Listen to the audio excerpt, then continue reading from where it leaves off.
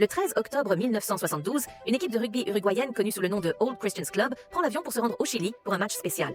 La plupart d'entre eux n'ont jamais quitté le pays, donc c'est très excitant, et quelques membres de leur famille viennent les soutenir. Lorsqu'ils commencent à approcher des montagnes des Andes qui séparent donc le Chili et l'Argentine, l'avion tremble plusieurs fois. Un passager explique que les vents chauds venant d'Argentine entrent en collision avec l'air froid de la montagne, créant un effet d'aspiration qui provoque une légère turbulence. Cependant, à mesure que l'avion continue, la turbulence s'aggrave et soudainement l'appareil chute de plusieurs centaines de mètres. Les pilotes forcent l'avion à continuer à travers les vents orageux pendant que tout le monde s'accroche et regarde leurs affaires tomber dans le couloir. Pendant un instant, ils aperçoivent le soleil, puis l'avion redescend brutalement et percute la montagne en se brisant en deux. L'un des joueurs est emporté avec la queue de l'avion, tandis que l'avant continue sa course avant de s'écraser dans la neige, en voyant tous les sièges se heurter les uns aux autres et tuant plusieurs personnes de façon atroce. Un à un, les survivants essaient de sortir du choc et quittent leur siège pour aider les passagers coincés. Il y a du sang partout et 2 étudiants en médecine essaient de guider ceux qui ont les membres brisés pour les calmer. Quelques hommes vérifient le pilote, mais il meurt après seulement quelques mots et la radio ne fonctionne plus. D'autres essaient d'appeler à l'aide, sans succès. La température chute rapidement, surtout lorsque la nuit tombe. Alors les survivants se blottissent à l'intérieur de l'avion, utilisant des corps et des sacs pour boucher les trous. Beaucoup d'entre eux n'arrivent pas à arrêter de paniquer ou de pleurer, alors ils font de leur mieux pour se réconforter mutuellement. Au matin, ils découvrent que quelques autres personnes sont mortes gelées. La tempête est passée et le soleil est fort, alors ils regardent autour d'eux et ne voient maintenant rien d'autre que de la neige et des montagnes à perte de vue. Le groupe décide qu'ils doivent commencer à travailler pour survivre. Ils retirent les sièges et les débris de l'avion afin qu'il y ait de la place pour que tout le monde dorme la nuit. Puis ils déplacent les blessés à l'endroit où ils peuvent recevoir le plus de soleil en priorisant leurs soins. Tout objet qu'ils trouvent et qui peut être utile est mis de côté dans les valises pour être protégé et tous les sacs sont fouillés minutieusement à la recherche de nourriture. Les corps sont déplacés loin de l'avion et gardés ensemble à proximité, les recouvrant de neige pour les empêcher de pourrir dans l'espoir de pouvoir les ramener quand l'aide arrivera. Dès le premier jour, ils comptent déjà 11 morts, plus celui qui a été emporté. Une fois organisés, ils prennent une petite collation, faisant déjà attention à rationner leur nourriture pour qu'elle dure. Soudain, ils entendent un avion passer, alors ils crient et agitent les bras mais ne sont pas repérés. La deuxième nuit, ils se préparent à dormir dans l'avion, utilisant les vêtements des bagages comme couverture et bloquant le trou avec les valises. Le troisième jour, Nando se réveille enfin. Il est inconscient depuis le crash, alors ils doivent lui expliquer ce qui s'est passé. Son corps est en très mauvais état, mais il rentre quand même jusqu'à sa sœur, qui ne va pas très bien non plus. Quand Nando demande des nouvelles de leur mère, on doit lui dire qu'elle est morte, ce qui le fait penser à son père resté seul en Uruguay. Ensuite, ils utilisent un peu de métal pour commencer à faire fondre la neige afin d'obtenir de l'eau. Ils font aussi un énorme X sur le sol avec des valises, en espérant qu'on les verra. Quand un autre avion passe, ils essaient de faire refléter le soleil sur des miroirs et continuent de crier.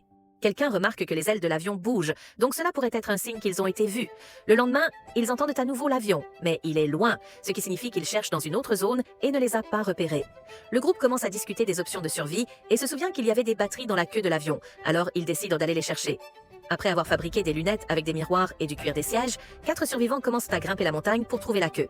Dès qu'ils montent de quelques kilomètres, ils découvrent que le site du crash est invisible, de loin à cause de la neige. Cela signifie que les chances qu'un avion de secours les trouve sont presque nulles. À ce moment-là, ils remarquent de la neige qui descend, alors les 4 hommes décident de retourner au site du crash pour l'instant. Les jours passent et après une semaine, ils n'ont plus de nourriture. Il n'y a ni animaux ni plantes dans la zone, et ils essaient de manger de la mousse sur un rocher, mais c'est absolument immangeable. Nando dit qu'il mangera des corps s'il le faut, et bientôt une dispute éclate pour savoir s'ils doivent prendre de la viande sur les passagers morts. Certains survivants mentionnent que leur urine est noire, et d'autres disent craindre d'aller en prison pour cela, mais ils n'arrivent pas à se mettre d'accord.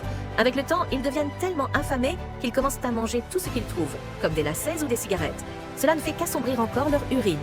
Le 8e jour, la sœur de Nando meurt, et Coco décide d'écrire une lettre à ses parents, décrivant la tragédie, mais aussi la beauté du lieu.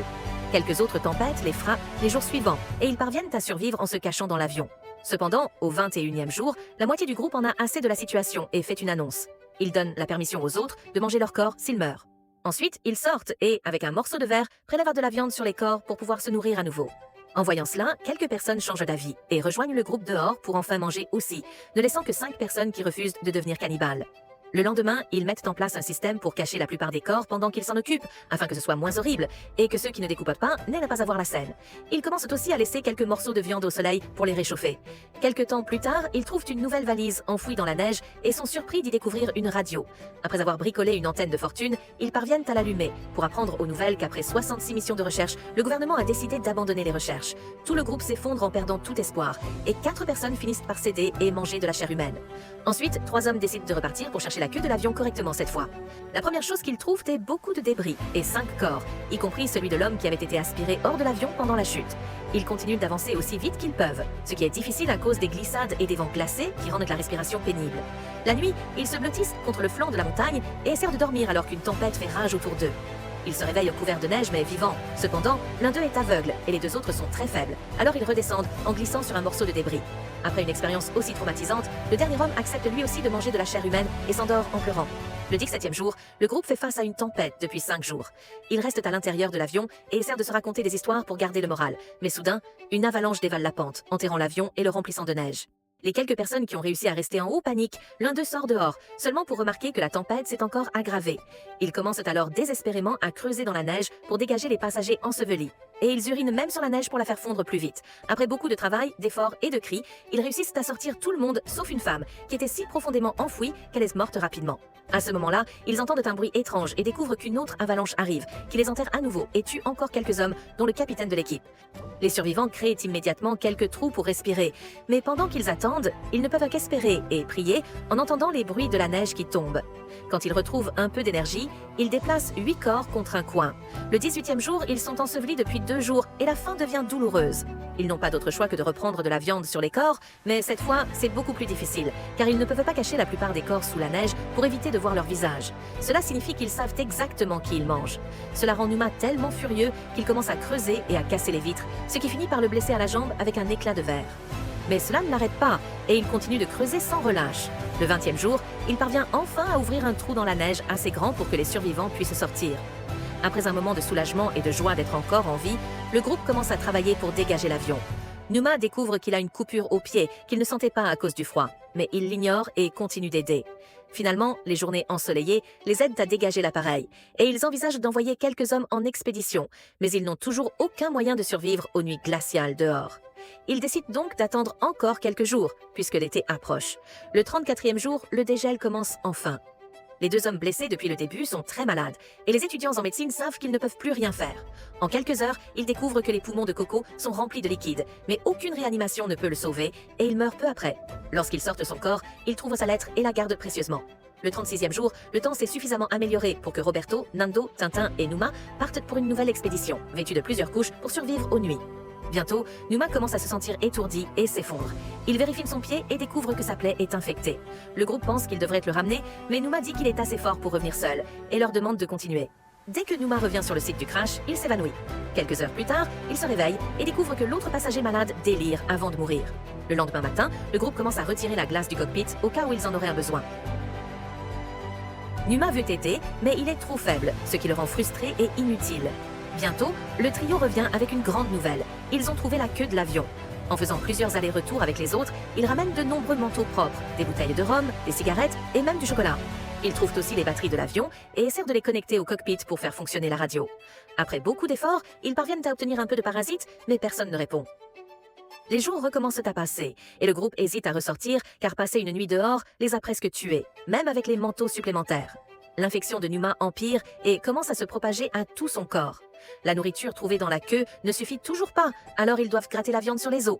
À présent, c'est devenu une routine et cela ne les dérange plus. Sachant qu'il ne lui reste plus beaucoup de temps, Numa arrête de manger pour laisser plus aux autres. Ils essaient de réparer la radio encore une fois, mais les fils provoquent un court-circuit et ils abandonnent. Dans leur colère, ils écrivent un message sur l'avion pour compter les survivants. Lors d'un autre aller-retour vers la queue, le groupe trouve un tissu imperméable qui couvrait les tuyaux. Ils le ramènent immédiatement et commencent à fabriquer un sac de couchage pour survivre aux nuits dehors. La petite radio fonctionne encore et ils entendent aux nouvelles que même si 58 jours se sont écoulés depuis le crash, l'armée de l'air prévoit d'envoyer un autre avion pour les rechercher. Une dispute éclate sur la marche à suivre. Certains pensent qu'ils doivent attendre l'avion, tandis que d'autres disent qu'ils ne le voient jamais ici et qu'ils doivent aller chercher de l'aide. Frustré, Roberto déchire le sac de couchage.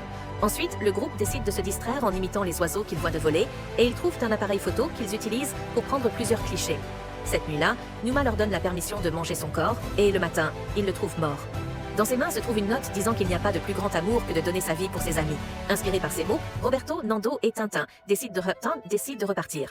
Après avoir pris le nouveau sac de couchage et beaucoup de viande, ils commencent à grimper vers l'ouest avec pour but de traverser la montagne et atteindre le Chili. Le vent devient très fort la nuit, alors ils creusent un trou dans la neige et se blottissent dans le sac de couchage, ce qui leur permet de survivre jusqu'au matin. Quand ils atteignent enfin le sommet d'une montagne très haute, ils sont dévastés de découvrir qu'il reste encore des kilomètres et des kilomètres à parcourir. Pendant un moment, ils songent à abandonner, car ils n'ont pas assez de nourriture pour un tel voyage. Alors Tintin se porte volontaire pour revenir, afin que la nourriture suffise pour Roberto et Nando. Le voyage est incroyablement long et difficile, mais après beaucoup de marches, le duo descend enfin dans la vallée, où le sol est plus rocheux que neigeux. Quand la chaussure de Nando se déchire, Roberto attache simplement un morceau de tissu autour et il continue. Un soir, après avoir mangé, Roberto vomit, mais Nando le réconforte et le lendemain, ils repartent. Tous ces efforts finissent par payer car ils trouvent enfin une rivière d'eau douce et même un petit lézard. À ce moment-là, il lève les yeux et, stupéfait, voit un homme à cheval les regarder. Il est de l'autre côté de la rivière et le bruit de l'eau l'empêche de bien les entendre. Alors en les voyant crier et agiter les bras, il leur jette du papier et un crayon. Le duo explique qui ils sont et l'homme reprend le papier pour passer des appels. Bientôt, le message atteint les secours aériens et une nouvelle mission est planifiée. L'homme revient chercher Roberto et Nando et les emmène dans sa cabane, où ils peuvent enfin manger de la vraie nourriture. En quelques heures à peine, la zone est envahie par des journalistes qui n'hésitent pas à poser des questions maladroites. Quand la nouvelle arrive au camp du crash, le groupe est rempli d'espoir en apprenant que les secours arrivent bientôt. Alors ils commencent à se laver pour paraître présentables et rassemblent leurs affaires dans des sacs, y compris des morceaux de l'avion comme souvenirs. Quand les hélicoptères arrivent enfin, ils emmènent Roberto et Nando avec eux pour servir de guide. Le 71e jour, le groupe est enfin sauvé et ils pleurent de joie en voyant les hélicoptères. Quelqu'un filme tout le sauvetage, y compris le fait que le groupe insiste pour emmener leurs sacs même s'il n'y a plus de place. Au total, 16 personnes ont survécu. Lorsqu'ils atteignent enfin la ville, leurs familles sont déjà là pour les accueillir. Ils sont ensuite conduits à l'hôpital où une immense foule les attend pour les acclamer en héros. Les médecins tiennent les journalistes à distance et font des examens complets pour vérifier leur santé, surtout en remarquant l'état squelettique de leur corps. Comme ils peuvent à peine bouger, ils s'aident mutuellement à se laver. Puis leur famille s'occupe de leur toilette. Chaque survivant reçoit son propre lit, mais cette nuit-là, ils sont encore marqués par le choc. Alors ils dorment blottis les uns contre les autres comme avant.